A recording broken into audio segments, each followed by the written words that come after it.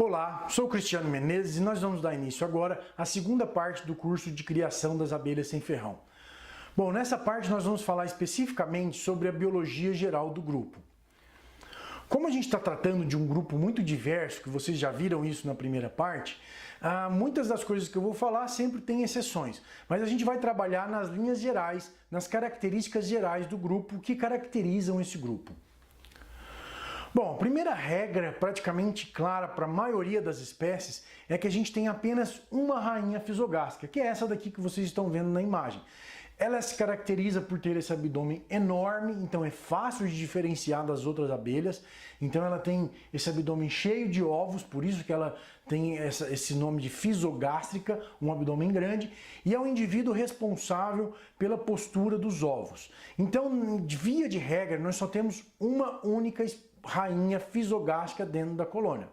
Tá? Algumas espécies podem ter mais de uma. Por exemplo, a Melipona bicolor, conhecida como guaraipo, ela pode ter até 5 rainhas fisogástricas. E eventualmente uma espécie ou outra também tem 2 ou 3 rainhas convivendo juntas ocasionalmente. Mas via de regra, a maioria das espécies, na maior parte do tempo, tem apenas uma rainha fisogástrica botando ovos.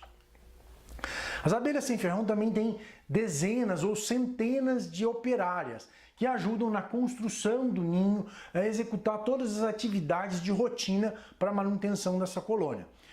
Esse número de operárias que convivem nessa colônia varia de acordo com a espécie. Nós temos algumas espécies que podem ter quantidades enormes, como por exemplo a arapuá, que chega a ter 130 mil indivíduos numa colônia. Mas a maioria das espécies de abelhas sem ferrão tem menos. As melíponas têm entre 1.000 e 3.000 indivíduos, a jataí, por exemplo, tem em torno de 3 a 5 mil indivíduos, a escaptotrigona ou a mandaguari tem em torno de 10.000 abelhas dentro de uma colmeia. Então é um número aproximadamente padronizado dentro de cada espécie. Uma espécie nunca pode duplicar, triplicar o número de abelhas de uma determinada característica. Isso daqui é mais ou menos constante de cada uma dessas espécies. E são as operárias que fazem todas as atividades dentro do ninho. Assim que elas nascem, elas são branquinhas, como essa daqui que você está vendo. Essa daqui é a abelha canudo que a gente encontra lá na região de Belém do Pará. Ela é mais branquinha assim que ela nasce e ao longo do desenvolvimento dela que ela vai ficando cada vez mais escura. Assim que ela nasce, ela começa a fazer o que a gente chama de trofalaxis, que é a troca de alimento com operárias mais velhas.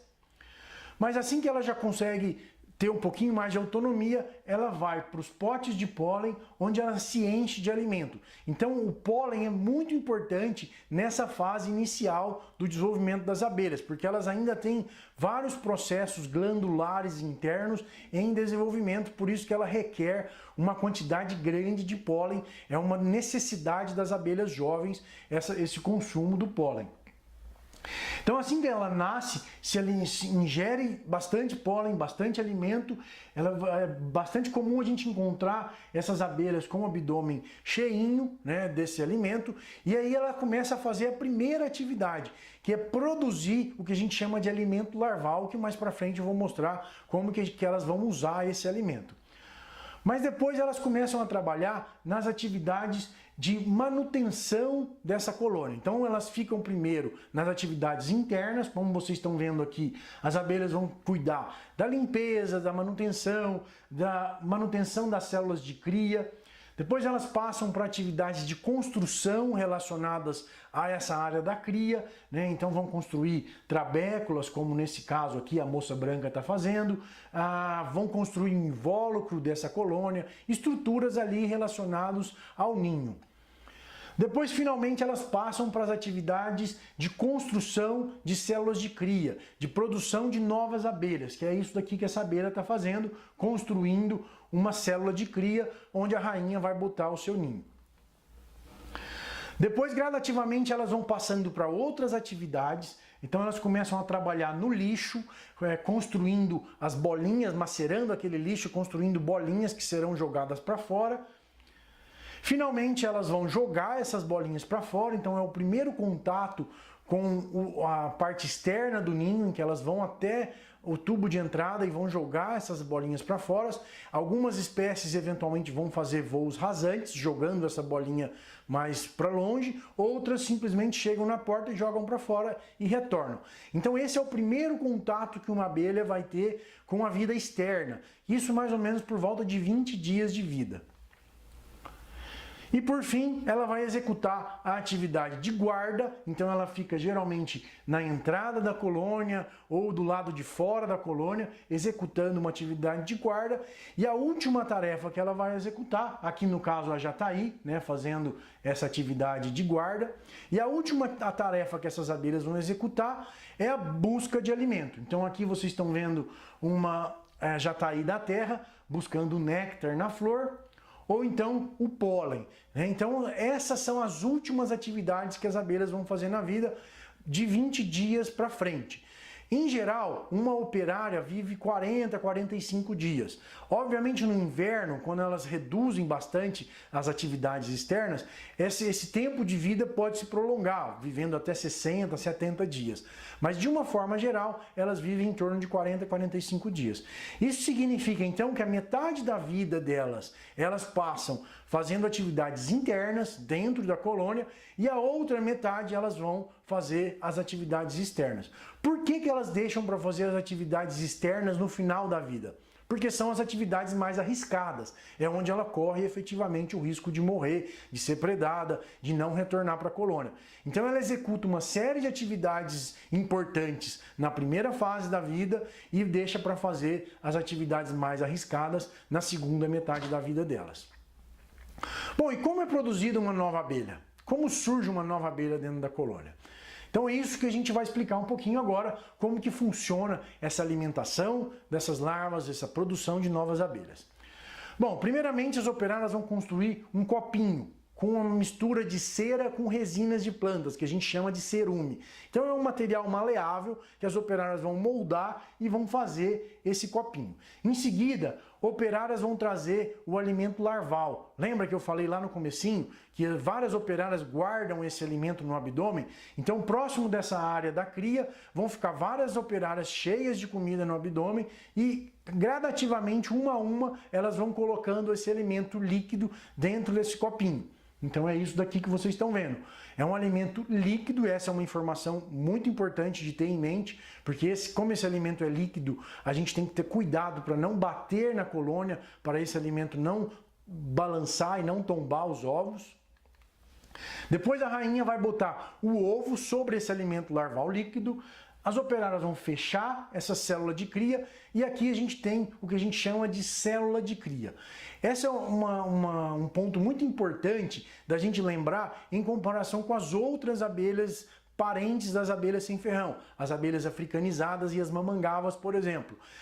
Nas abelhas sem ferrão, todo o alimento que esse ovo vai receber já está dentro da célula de cria. Essa é uma diferença muito importante com as abelhas africanizadas, que vão dar a comida para as larvas depois que o ovo nasce, gradativamente à medida que essa larva vai crescendo. Então essa é uma diferença muito importante das abelhas sem ferrão. Todo o alimento é dado antes dessa larva nascer. Bom, desse ovo vai nascer uma larvinha e essa larvinha vai começar a se alimentar desse alimento até que ela termina de comer todo o alimento na célula de cria. Nesse momento, ela vai sofrer a metamorfose e vai se transformar em pupa. E depois da pupa, esse indivíduo vai nascer, as operárias vão abrir, as operárias externas vão abrir esse casulo e essa operária vai nascer. Então é assim que nasce uma abelha. Esse ciclo gira em torno de 30 a 35 dias, varia bastante de acordo com a espécie. Bom, aqui vocês estão vendo como que é esse processo na vida real. Então é uma filmagem da urussu amarela, a Melipona flavolineata, uma abelha lá de Belém. Então aqui vocês estão vendo uma célula de cria em processo de construção. Observem que as operárias estão se aproximando e apertando o abdômen, vocês vão ver o abdômen delas murchando, tá vendo aqui? Isso significa que ela está regurgitando aquele alimento que estava estocado dentro do abdômen. Então várias operárias vão participar desse processo. A rainha está aqui fazendo todo o ritual, secretando feromônios, né, que vão estimular as operárias a começar esse processo. A gente repara que tem várias operárias em torno, fazendo o que a gente chama de corte à rainha. E assim vai, várias operárias inspecionando as células, colocando alimento ali dentro. Bom, aqui a gente está vendo agora uma operária que vai botar um ovo. Então, uma novidade importante é que operárias também botam ovos. Conseguiram ver lá? Dentro da célula tinha um ovo e agora essa rainha se aproxima. Esse é um ovo que a gente chama de ovo trófico. A função dele é alimentar a rainha. Então a rainha comeu o ovo, ela também come um pouquinho do alimento larval e aí em seguida ela senta na célula de cria e vai botar o seu ovo. No caso da melípona, ela demora alguns segundos para botar o ovo, como vocês estão vendo aqui. Ela vai apertar, comprimir esse abdômen até que o ovo seja botado.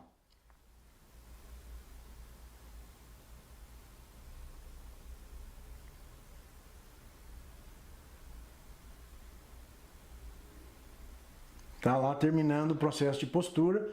Em algumas espécies esse processo é bem rápido, mas nas melíponas é lento.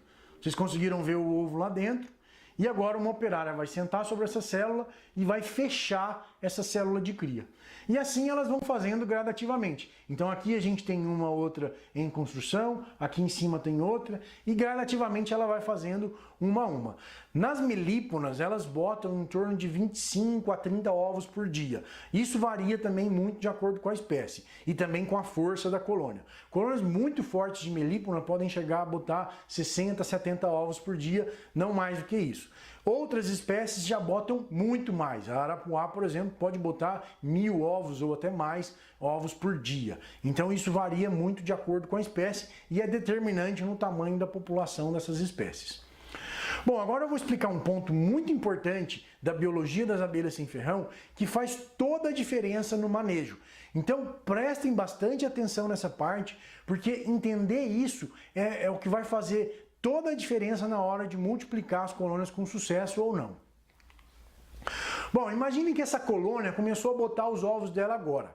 Então a gente tem lá no final, no fundo da caixa, ela vai começar a botar a primeira célula de cria.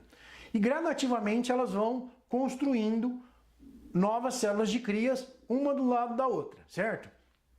E assim elas fizeram o primeiro favo de cria.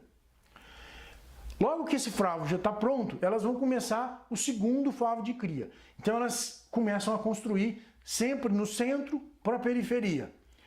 E gradativamente vão crescendo esse ninho, formando então vários favos de cria, um sobre o outro. Uma coisa muito importante, sempre tem um espaço entre eles, que é para as abelhas poderem circular. Então um erro muito comum de iniciantes é colocar um favo sobre o outro. Isso daqui impede que as abelhas limpem essa estrutura e também, quando essas abelhas forem nascer, impede que elas nasçam, porque tem um favo grudado ali em cima. Então esse espaço é muito importante a gente deixar para as abelhas nascerem. Se eventualmente durante o manejo um favo for comprimido sobre o outro, é importante separar e colocar umas bolinhas de cera entre eles para poder ter esse espaço. Mas vamos lá, agora a gente tem esse ninho crescendo, né? Imaginem que essa colônia começou a botar agora. E assim por diante ela vai crescendo. Aqui no centro eu tenho e embaixo eu tenho as células de crias mais velhas, onde eu tenho larvas que já terminaram de se alimentar. À medida que eu vou para a periferia, eu tenho larvas um pouco mais jovens, certo? Porque ela começou a botar lá no meio, então gradativamente eu tenho aqui na ponta os ovos mais novos. E aqui em cima a gente vai ter os ovos recém-botados que ela acabou de colocar. Então aqui são o favo de cria mais novo que a gente tem nesse ninho como um todo. Até que ela chega no topo da caixa, ou se for uma caixa muito grande, geralmente ela isola esse topo e volta lá para baixo. Aqui na parte de baixo, a gente já vai ter células de cria nascendo, então lembram que essas são as mais velhas, essas células aqui já nasceram, essas do meio, e à medida que eu vou para a periferia, eu vou ter novas células de cria onde estão nascendo novas abelhas. Tá certo? Então, uma peculiaridade muito importante das abelhas sem ferrão é que depois que uma abelha nasce, elas destroem as células de cria. Isso é diferente das abelhas africanas, que simplesmente limpam a célula de cria e reutilizam. No caso das abelhas, isso não acontece, das abelhas sem ferrão, isso não acontece, elas vão destruir e vão recomeçar a postura aqui embaixo. Então vamos lá. Começou a botar os ovos aqui embaixo. A rainha que estava lá em cima botando vai descer e vai iniciar esse processo de postura aqui embaixo e o ciclo vai ser retomado. Estão vendo? Então, à medida que esses favos novos vão avançando, os favos velhos vão nascendo e elas vão removendo, fazendo a dinâmica dessa célula de cria. E aí vão repetir todo o processo, subindo novamente até chegar lá em cima, na mesma situação, e retomar de novo a postura aqui embaixo. E retomando a postura aqui embaixo, até que a gente chega nesse ponto. Esse ponto é muito importante de vocês terem em mente. Imaginem, vamos voltar aqui alguns slides. Se eu quisesse fazer a divisão dessa colônia aqui, eu tenho lá em cima os ovos, as larvas e aqui embaixo as pulpas. A rainha está lá em cima botando. Então eu abri a caixa, eu vejo isso daqui por cima. Ovos estão lá em cima, certo?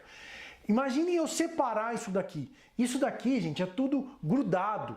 Tem um monte de trabéculas que são bastante fortes. Então elas é uma estrutura unida. Para eu separar isso daqui, vai ser um dano muito grande da colônia. Além disso, lembrem-se que eu falei lá no começo, o alimento larval é líquido, então o ovo está boiando sobre esse alimento. Qualquer batida ou movimentação nessa parte de cima, esses ovos vão tombar e não vão nascer. Então essa é uma situação em que não é aconselhável fazer a divisão. Se eu cheguei, abri a colmeia e vi essa colônia nessa situação, se eu esperar mais 15 dias, o que vai acontecer? Essa rainha vai ter descido, vai ter iniciado a postura lá embaixo e mais ou menos 15 dias depois, ela já vai estar nessa situação. Veja que entre o favo novo, primeira coisa importante, o favo novo está lá embaixo, os ovos estão lá embaixo. Então, eu não vou mexê-lo neles. Eles estão lá embaixo, eu não vou precisar de pegá-los, que isso aqui é a parte mais sensível, que tem o alimento líquido, os ovos boiando por cima. Aqui nessa parte de cima, eu só tenho pulpas ou larvas que já estão se alimentando e já comeram a maior parte do alimento. Então essa parte é bem resistente. E o mais importante de tudo, entre a parte de cima e a parte de baixo, eu tenho um vazio, que é a estrutura que as operárias estão removendo para abrir espaço para a nova frente de postura que está subindo. Então eu consigo facilmente separar essa parte de cima da parte de baixo. Conseguem perceber isso? Vejam aqui como é que a gente faria então a divisão. A gente pegaria a parte de cima, a parte de baixo ficou intocada. Nós não mexemos nos ovos. Então a mãe continua com os ovos intocados, geralmente com a maior quantidade de operárias, porque elas ficam nessa parte de baixo quando a gente abre a colônia. Então essa mãe, ela está bem saudável, bem forte, intacta, sem danos à colônia. E a parte de cima vai para uma nova caixa, onde a gente vai formar essa colônia. A gente vai falar um pouquinho melhor sobre esses detalhes na parte sobre as técnicas de criação. E a rainha? Onde estará a rainha? A rainha, gente, sempre fica junto com os ovos, onde ela está botando. Então, na maioria das vezes, quando a gente faz esse processo de divisão, a rainha fica na parte de baixo e é importante que ela fique aqui, porque ela vai dar continuidade ao crescimento dessa colônia. E a colônia mãe, a gente nunca quer perder. Então é importante que ela fique com a rainha fisogástrica, com a rainha que estiver botando. Eventualmente, ela pode estar pendurada na parte de cima. Então, quando a gente for fazer a divisão, tem sempre que dar uma olhadinha para ver se a rainha não está indo junto. Se ela estiver, basta pegá-la e colocar na parte de baixo de volta, facilmente, não tem nenhuma dificuldade de se fazer isso. Bom, então vocês já entenderam agora como é essa dinâmica de crescimento da colônia, como uma operária nasce, como nasce uma abelha, mas como é que a gente vai saber se essa operária, se esse ovo vai dar origem a uma operária ou a um macho? Então, nas abelhas africanizadas, a gente tem células de cria de tamanhos diferentes. A célula de cria grande é usada para os machos. A célula de cria pequena é usada para as operárias. Nas abelhas sem ferrão não existe essa diferença. Nascem machos ou operárias em qualquer célula de cria, do mesmo tamanho. Então não dá para a gente saber se vai nascer macho ou operária olhando só por fora, como acontece no caso das abelhas africanizadas. No caso das abelhas sem ferrão, elas podem nascer de qualquer lugar. Mas como que a gente vai saber se nasce macho ou nasce operária? Bom, é muito simples. Em todas as abelhas isso acontece. E na verdade em todos os himenóptera, que são as abelhas, as formigas, as vespas. Quando a gente tem um ovo não fecundado, ou seja, quando a rainha bota um ovo sem botar junto um espermatozoide, a gente vai ter um macho. Então o macho, ele não tem pai, ele é filho só da rainha. É como se a rainha, no processo de produção dos seus óvulos, separasse só metade dos seus cromossomos e formasse um macho a partir dessa metade dela. Então o macho não tem pai, ele é filho somente da rainha.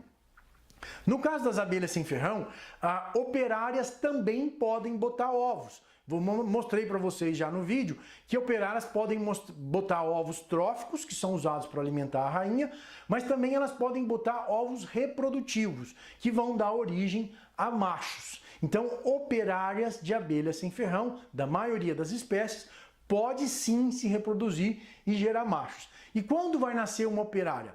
Uma operária vai nascer quando a rainha bota o ovo junto com os espermatozoides. Aí esse espermatozoide vai fecundar o ovo e aí a gente vai ter uma fêmea, que vai ser ou uma operária ou uma rainha. Tá claro? Então, resumindo, machos são originados de ovos não fecundados, fêmeas, rainhas ou operárias, vão nascer de ovos fecundados, o que a gente chama de ovos 2Ns, que vão formar as fêmeas dessa colônia. Tá certo? E como são produzidas novas rainhas? Então a gente já sabe como são produzidas operárias, já sabe como diferenciar machos e fêmeas, mas e como são produzidas novas rainhas? Então aqui a gente está vendo uma rainha de escaptotrigona, uma pulpa de uma rainha, e aqui uma pulpa de operária. Então no caso da maioria das espécies, o que diferencia as duas são fêmeas, né? Já mostrei isso no slide anterior, mas o que diferencia, o que faz uma operária virar, uma fêmea virar operária ou rainha, é a quantidade de alimento que ela come. Se ela comer pouco, ela vira operária, se ela comer muito, ela vira rainha. Simples assim. Ou seja, se eu pegar 1000 larvas fêmeas e der um monte de comida para elas, todas vão virar rainhas. Isso para a maioria das espécies. Em algumas espécies é 2 vezes mais, outras espécies 3 vezes mais. A espécie que eu conheço que tem uma diferenciação maior entre o que uma operária come e o que uma rainha come é a jataí. A rainha come 8 vezes mais do que a operária. Bom, na vida real, como que isso funciona? Elas fazem células reais, que a gente chama. Geralmente na borda dos favos, na parte externa da cria, a gente consegue diferenciá-las facilmente. Essa daqui é uma célula de cria de rainha de mandaguari, então ela é bem maior, geralmente em torno de 6 vezes maior do que uma operária, uma célula de operária, e aqui a gente está vendo a célula de operária. Então vejam como é diferente o tamanho e obviamente essa célula de rainha vai receber mais alimento.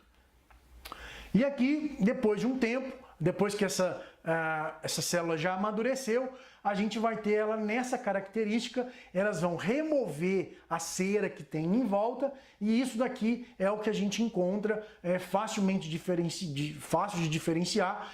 Aqui a gente tem uma célula real e aqui uma célula de operário. Então daqui vai nascer uma rainha com certeza e aqui vai nascer uma operária com certeza. Obviamente a gente tem algumas exceções, eu não vou entrar em detalhes para não confundir vocês, mas quando a gente for fazer divisão dessas espécies, a gente que usam célula real para produzir rainha, a gente precisa encontrar uma célula real com essa característica, que esteja já clara, ou seja, isso significa que aqui dentro tem uma pulpa que já terminou de se alimentar e está prestes a nascer. Se a gente faz uma divisão com uma célula nova, essa rainha vai demorar muito tempo para nascer. Então o ideal é procurar células reais com essa característica, ressecada, que é esse favo velho que a gente fala, que ele já está prestes a nascer. E aí dali vai nascer uma rainha virgem que vai iniciar o processo de reprodução. Algumas espécies têm umas peculiaridades bastante interessantes. Eu vou comentar uma delas porque realmente é um fato bastante bizarro no mundo das abelhas sem ferrão. Algumas espécies fazem essa estrutura que a gente chama prisão de rainhas. Elas mantêm uma rainha virgem presa lá dentro. Depois que essa rainha nasceu, elas constroem essa estrutura e mantêm a rainha presa lá dentro. E essa estrutura tem um pequeno orifício por onde somente as operárias conseguem passar para poder alimentar essa rainha. Isso daqui funciona como um estepe. Elas mantêm a rainha virgem presa lá dentro durante vários dias, durante semanas até, na eventualidade de precisarem dessa rainha. Se elas precisarem, elas vão abrir essa prisão e aí a rainha vai ser liberada. Então aqui vocês estão vendo uma prisão da abelha mirim, né, que foi aberta, e lá dentro a gente tem uma rainha virgem madura, pronta para iniciar o voo nupcial e reativar a postura daquele ninho, caso seja necessário. Se não for necessário, ela fica mantida presa dentro dessa estrutura durante semanas. Bom, um grupo muito interessante que tem uma biologia muito diferente das demais abelhas sem ferrão e com uma característica muito interessante é o grupo das melíponas, que é a uruçu, a mandaçaia, a tiúba, que são as melíponas, essas abelhas de grande porte, muito criadas para mel. Essas abelhas têm um sistema de produção de rainha muito peculiar. A primeira diferença que a gente nota é o tamanho das rainhas. Lembro que nos outros grupos que eu mostrei, a rainha é bem maior do que as operárias. Nesse caso, as rainhas são menores. Essa daqui é a melípona melanoventer, a uruçu da bunda preta, uma abelha da região amazônica. Veja a diferença da operária para a rainha. A rainha é pequena, a operária é grande, robusta. Além de diferenças morfológicas, o tamanho das rainhas é menor. Mas o ponto mais interessante é que nascem muitas rainhas. A gente não sabe ainda por quê, e existem algumas hipóteses para explicar como que elas fazem isso, mas o fato é, e o que vocês têm que ter em mente, é que nascem muitas rainhas. Todas essas marcadas com Q, que vocês estão vendo aqui, são rainhas que vão nascer desse pequeno pedaço de favo. Então, nesse grupo, essa é a característica, elas produzem muitas rainhas. A principal hipótese é que exista um sistema genético e alimentar, que juntos coordenam essa produção de rainhas. Mas o fato é que sempre vão nascer muitas rainhas. Então, para a prática, para a criação dessas abelhas, é diferente das outras que a gente tem que preocupar e procurar a célula real. Nessas aqui a gente não precisa se preocupar, que elas sempre têm rainhas o suficiente para produzir uma nova colônia. E o que elas fazem com esse tanto de rainha? A maioria dessas abelhas, dessas rainhas, são mortas pelas operárias. A partir de 1, 2 dias elas já estão maduras e aí as operárias vão lá e matam essas abelhas. E recentemente o pessoal descobriu que elas também podem sair das colônias e invadir colônias órfãs. Então uma rainha produzida em uma colônia pode eventualmente escapar desse ataque das operárias e ocupar uma outra colônia que esteja órfã, que esteja sem própria rainha. Ela pode entrar nesse ninho e iniciar a postura e realmente dominar aquela colônia. Mas isso não é o que acontece na maioria das vezes. A maioria delas são mortas e jogadas depois para fora da colônia. E ninguém sabe explicar direito por que elas fazem isso, porque é um desperdício de energia muito grande. Você dá comida para essas larvas, você usa todo o seu estoque de alimento e no final das contas você mata essas rainhas. Não sabemos ainda explicar por que elas fazem isso, mas é uma das características importantes e interessantes desse grupo. Mas agora vamos supor que essa rainha encontrou uma colônia órfã. Então a rainha mãe morreu por algum motivo, ou a gente fez uma divisão, por exemplo, da colônia, e uma das filhas está órfã, não tem uma rainha mãe. O que vai acontecer? 1 ou 2 dias depois que essa rainha nasce, ela vai expandir o abdômen dela, vai inflar esse abdômen e vai começar a secretar feromônios. Aí as operárias vão tentar matá-la. É uma estratégia que os operários sempre adotam, é correr atrás, morder e perseguir essa rainha. Isso é uma forma de testar se essa rainha está saudável, se ela é boa, se ela é apta a tocar aquela colônia. Depois de escapar desses ataques, ela expande o abdômen fortemente e se ela sobrevive aos ataques, ela vai dominar essa colônia. A partir desse momento, as operárias param de tentar matá-la, param de persegui-la e ela vai se tornar a rainha virgem dominante. Virgem, lembre-se, ela ainda não fez o voo nupcial. Então, nesse momento, ela está secretando feromônios e toda a colônia começa a ter uma organização social para atrair os machos que estão no ambiente. Então, gradativamente, os machos vão vir de todas as partes que tem ao redor da colônia e vão se agregar, geralmente na porta ou próximo daquela colônia que tem uma rainha virgem que vai fazer o voo nupcial em breve. Depois essa rainha vai realizar o voo nupcial, então ela sai voando com vários machos correndo atrás dela e apenas um macho vai copular com a rainha. Nesse caso que vocês estão vendo, é um macho da Mandaguari e uma rainha virgem de Mandaguari copulando. Depois que esse macho copula, aqui a gente está vendo o ventre dessa rainha que era virgem após a cópula. Então, quando ela retornou do voo nupcial. E aqui vocês estão vendo duas estruturas.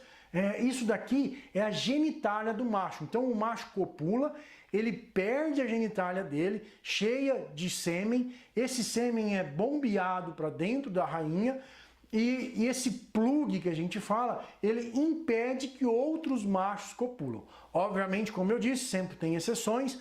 A Melípona seminigra, que é a uruçu boca de renda, ela pode copular com mais de um macho. É uma das exceções. Mas a maioria copula com um único macho. E essa daqui é a razão. Porque ele deixa o plug grudado na rainha e não permite a cópula com outros machos. Bom, depois da cópula, todo o sêmen vai migrar dentro da rainha e ela vai estocar ele dentro de um órgão. Isso daqui é o abdômen de uma rainha após a cópula. Então a gente abriu o abdômen, fez realmente uma cirurgia, uma dissecção. E isso daqui é um órgão que chama espermateca. Nesse órgão ela vai estocar todo o sêmen que esse macho ofereceu para ela. Ou seja, a rainha vai voar uma única vez na vida, copula com um único macho e guarda todo o sêmen, todos os espermatozoides desse macho dentro dessa estrutura, desse órgão que a gente chama de espermateca.